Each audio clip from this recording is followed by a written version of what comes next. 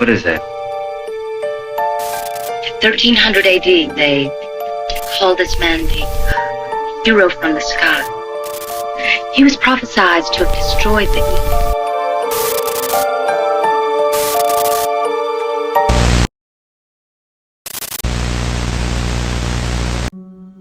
If you were to look at pretty much any map of the Gulf of Mexico drawn by Spanish explorers in the 16th and 17th centuries, you would find a small island lying off the north coast of the Yucatan Peninsula called Bermeja. Although the exact location of the island varied slightly depending on the map, it was a well-known fact that the island at least existed. Bermeja was first mentioned by Spanish cartographer Alonso de Santa Cruz in an official list of islands in the Gulf of Mexico, published in Madrid in 1539.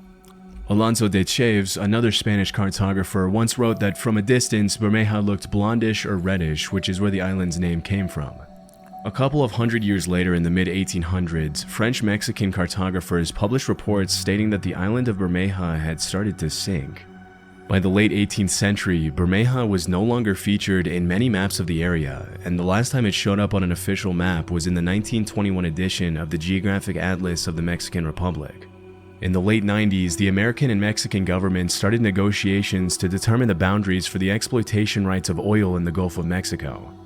If the Mexican government could find the island of Bermeja, that would expand Mexico's oil drilling rights way further into the Gulf. Around that time, the Mexican government conducted 3 official investigations to find the island, armed with state-of-the-art ultrasound technology and all kinds of modern tools to locate it. Alright. Mysteriously, they couldn't find any trace of the island, and according to spokespeople from the Mexican Navy, it was as if the island had never even existed. A year after the Mexican Navy failed to find Bermeja, a Mexican senator named José Angel Cioncielo, who was one of the most fierce advocates for the expansion of Mexico's oil drilling territory and the island's existence, was killed in a car accident on a Mexican highway when a semi-truck slammed into the right side of the car. His death quickly became the fuel for a conspiracy theory, according to which the CIA had blown up the island to further an oil-fueled American agenda. Holy shit! Of course, shit. This theory is a bit of a stretch, and some of the other more logical theories that surfaced regarding the disappearance of the island are much more likely to be true. One possibility that researchers seem to favor is that the island sunk after an earthquake or underwater landslide, which led to a further series of explorations in 2009 to see if the remains could be found at the bottom of the ocean. However, despite the even more advanced technologies that were used during that year's official investigations, the ultrasound exploration of the ocean floor revealed absolutely nothing but a sandy ocean bottom. Speculation that the island had never existed once again started circulating online and in the news, leading many people to adopt it as the truth.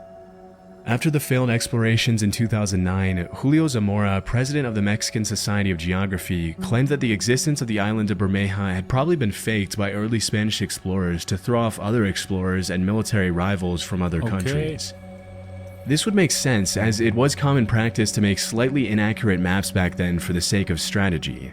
Yeah. Another possible theory is that the island could have been drawn by one cartographer. Yeah, it's been a long time since that, you know? That's completely makes sense. But if it exists, and you know, that could be interesting if they really take it a little bit too far, like to go a little bit more investigate about the whole thing. It will be interesting. In the wrong location by mistake and replicated dozens of times over the centuries by other unaware cartographers. Still, some researchers think that due to the very precise descriptions of the island's physical appearance, Bermeja probably did exist, but in another location. Despite the abundance of theories regarding the mysterious island's location and existence, 15 years after the last exploration of the last known location of Bermeja, the truth is still a mystery and will probably remain that way forever. Yeah. So I'm gonna give it A actually, and in order to prevent from the maybe future we see more like island stuff, I'm gonna give this as a secret C part. Okay, so it will be the secret C part. Let's go for the rest of the video. Overton Bridge. Overton Bridge. Built in 1895 in Dumbarton, Scotland, the Overton Bridge is a Gothic-style bridge overlooking a 50-foot ravine that leads up to Overton House, a 19th century manor in the Scottish Lowlands. At first glance, Overton Bridge looks pretty much like any other bridge from the time, but there's one pretty dark detail that makes it different from any other structure in the area. For the past 80 years, hundreds of dogs have been jumping off the bridge and down to the ravine to their deaths for seemingly no apparent reason. Why? Sometimes the dogs survive the fall and are left with debilitating injuries. And according to some reports, there have even been instances where dogs allegedly jumped off the bridge, survived, ran up the slope, and then jumped off once again to their deaths. What the hell? Depending on the source, you'll find reports stating that the amount of dogs that have jumped off the bridge is either lower than 100 or in the high 100s. But regardless of the exact number, it's a fact that a lot of dogs have died at this bridge for some mysterious reason. As you can imagine, these incidents at Overton Bridge have fueled all kinds of outlandish theories, including suggestions that the bridge is haunted. Yeah. According to Celtic pagan beliefs, the bridge is located at a thin place, which is a place that lies at the supposed union between heaven and earth. Some locals have also favored more supernatural theories, with many people blaming the dog's death on the White Lady of Overton, the alleged ghost of the widow from Overton House. Another popular theory among the locals is that the dogs are being affected by negative residual energy from a tragic event that took place in 1994, in which a 32-year-old father threw his baby off the bridge, claiming that his child was the Antichrist. What? The fire just... Why didn't you destroy it already? What the hell? Like, pal, this image is really something wrong with this bridge. Following the tragic murder, the father was declared insane and locked up in a psych ward. But even with all the more outlandish theories that have gained traction in recent years, some researchers have come up with more plausible explanations for the mysterious incidents at Overton Bridge. In 2006, animal behaviorist David Sands investigated the bridge and suggested that the dogs are probably detecting the presence of wild animals below the bridge with their keen sense of smell, which makes them chase after the smell and inadvertently jumping to their deaths. This would make Nah, the dogs are very smarter than that. Man, as I myself as a like dog like puppy owner, my boy, he is way more smarter than wanna jump without reason. He's gonna check it for sure. Even though if he smells something very delicious, he ain't gonna jump like that. This ain't make sense. But come on. You said the dog jumped twice. One time he survived, he ran up the hill, and he again jumped. Meaning, something is wrong with the bridge, period. Makes sense, as according to official statistics in the area, minks began breeding in large numbers in the 50s in Scotland, and most long-nosed dogs seem to favor the smell of mink over any other small animal, including squirrels. From my research, most of the dogs that have died at the bridge are long-nosed breeds. Also, because the bridge has tapered edges, from the dog's point of view, the edge looks more like a flat plane, safe for running and chasing after small animals. So, while there will probably continue to be speculation about paranormal activity at Overton Bridge for many years to come, it's much more likely that the dogs aren't intentionally taking their lives and are simply falling to their deaths on accident while chasing the odors from other animals. Nah. I'm gonna give this a God level. I ain't gonna lie. This thing was one of the most wrong things I ever seen in whole entire paranormal event in my life. The bridge is something wrong with that bridge. Over 100 things like dogs or that crazy ass guy throw the baby. Those things, I ain't joking. They gotta do something about the bridge in the first place. I'm gonna give it a God level. It was pure disturbing thing, you know. Abandoned Viaduct Petrobras. In the 1950s, the Brazilian government began a project to build BR-101, Brazil's longest highway spanning almost 3,000 miles. In the 1960s, construction began on a segment of highway called the Viaduct Petrobras that was meant to cross the Brazilian jungle to connect Rio de Janeiro and Santos, São Paulo. 16 years after construction started, the segment of highway that crossed the jungle was due to be connected to an already existing part of the highway to finish the project.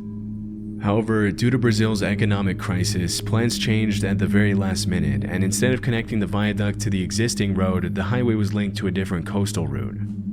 As a result, the Viaduct Petrobras was left abandoned in the middle of the jungle, and to this day, the Brazilian government has done nothing to remove it or reuse its parts. Wow. Standing over 130 feet tall and almost 1,000 feet long, the structure features fully built tunnels, retaining walls, and a gigantic concrete foundation, which has slowly been swallowed by the jungle as the years have gone by. That's To an messed outsider, up. the Viaduct Petrobras looks like it was taken out of the city and dropped in the middle of nowhere in the South American jungle for no reason, giving off an admittedly eerie atmosphere. Even though the Viaduct Petrobras seems pretty wasteful, the out-of-place structure is now a pretty popular tourist Look at the destination view, for curious pal. travelers and locals wanting to catch a glimpse of the abandoned concrete giant. Wow. I don't mind if I go there. I mean, if I want to be honest, this thing was very creepy and it has a kind of artistic view which I want to have if I want to live somewhere. It was very cute. It was really wonderful. The whole nature. It was bounded for sure, and there is probably maybe some horrific accident should have. Would probably there's a high chance that it should happen, or I don't know, it happened, something like that. But it still looks very beautiful, and I don't mind if I want to go there. If I one day I go, I'm gonna blog it and share it with you guys for sure. But this was one of the good things, you know. I liked it. So with that being said, I'm gonna give it a bounded bridge. I don't know. I'm gonna leave this in the video. Maybe one day I'm gonna like it. Wow, we are way more upper than this. Like way more subscriber, way more attention from you guys. I really appreciate it. I hope you're gonna subscribe to the video. This is the only thing that I want you to just pay the attention, because I'm trying to do the best as much as I can. So, but I hope one day we're gonna make it to that abounded bridge for a crazy vlog. Deep borehole. Kola Super Deep In the borehole. 1960s, Alright. the Soviet Union and the US were locked in a battle to develop superior space exploration technologies, often referred to as the space race. But what many people don't know is that the two countries were also competing to drill as close as possible to the center of the Earth. As is often the case, the motivation behind the drilling was mostly to find oil and valuable minerals, but from what I found, developing machines that can get close to the center of the Earth would also help understand the causes of earthquakes and volcanic eruptions at a much deeper level. In 1958, the US government launched Project Mohall to collect a sample from Earth's mantle by drilling to the bottom of the ocean off Guadalupe Island in Mexico. Over the next 8 years, they drilled over 600 feet into the seabed, but in 1966, the House of Representatives had to discontinue the project because it was getting too expensive. Okay. 4 years later, in 1970, it was the Soviet Union's turn, and they drilled their hole close to the Barents Sea just outside the Norwegian border in a city known as Murmansk, Russia. All right. This looks pretty Russian building. I gotta say that. I can't be about it. I've been there, you know. At the time, the Soviets' goal was to drill as far down as possible, which researchers hoped would be a little over 9 miles. Unlike the US, the Soviets were a little more successful with their attempt and managed to drill way deeper into the Earth's crust, which resulted in the creation of the Kola Super Deep borehole, also known as the world's deepest man-made hole. With a total depth of over 40,000 feet, or around 7.5 miles, crap. the Kola Super Deep borehole is deeper than the Mariana Trench, and its depth Wow. surpasses the height of Mount Everest. As the project progressed, the scientists realized the temperature was much higher than expected at every point below 10,000 feet, and at around 7.5 miles below the surface, the drill reported a temperature of almost 360 Fahrenheit. This was way higher than the 212 degrees Fahrenheit the scientists had predicted at that depth. So Wow. even though the Soviets had broken a record with the Kola borehole, they too had to discontinue the project in 1992 due to increasing rock densities and crazy high temperatures. Don't tell me they And in live. 2005, the drill was shut down and the hole was sealed for good. Okay. good. However, that wasn't the end of the story, and there's a slightly more disturbing reason why people remember the Kola Super Deep borehole. In the late 80s, a strange story started circulating in several Christian Finnish newspapers, which reported that a group of Soviet scientists had drilled a hole to the center of the Earth and had allegedly lowered an extremely heat-tolerant microphone into the hole. Through this, they supposedly heard a series of extremely disturbing, tormented screams coming from the bottom of the well. What? Oh. Throughout the 90s, the story spread to other countries, until even American newspapers were running it. Wow. As the story gained popularity, sound files with the supposed it got audio of the international, tormented screams from the huh? center of the Earth started appearing everywhere online, with allegations that the screams came from tormented souls stuck in hell. As it was later revealed, the original recording of tormented screams was made from a loop of various sound effects and the soundtrack from the 1972 movie Barren Blood. Oh. From this point forward, it was pretty much common knowledge that the screams were fake. Okay. However, it is a fact that some pretty disturbing sounds have been heard coming from the Kola super deep borehole along with other super deep boreholes. In 2013, Dutch artist Lute Given traveled to the 30,000-foot deep KTB super deep borehole in Germany, where she lowered a microphone protected by a thermal shield to see if she could pick up any sounds at the bottom of the well. Okay. Interestingly, a mysterious deep rumbling sound that scientists couldn't explain could be heard through the microphone, which in the artist's own words, some people thought sounded like hell, while others thought they could hear the planet breathe. Even though the sound is pretty cool to hear, even if a little haunting, the consensus among scientists is that the sound comes from layers and layers of rocks rearranging themselves after being moved around by the drill that made the hole. I mean, the whole thing was something that maybe if you be there and start thinking about this stuff which people used to talk about that place, it will be creepy. But in general, it wasn't something that I really want to pay attention. So, Super Deep Hole's gonna say it, because it wasn't really something, even though they had like some fake attention content behind it. So I ain't gonna go that deeper, Omsky Crater. In 1949, a Russian geologist named Vadim Kolpakov stumbled upon a mysterious crater with a diameter of over 500 feet and a height of almost 140 feet in Irkutsk, Siberia.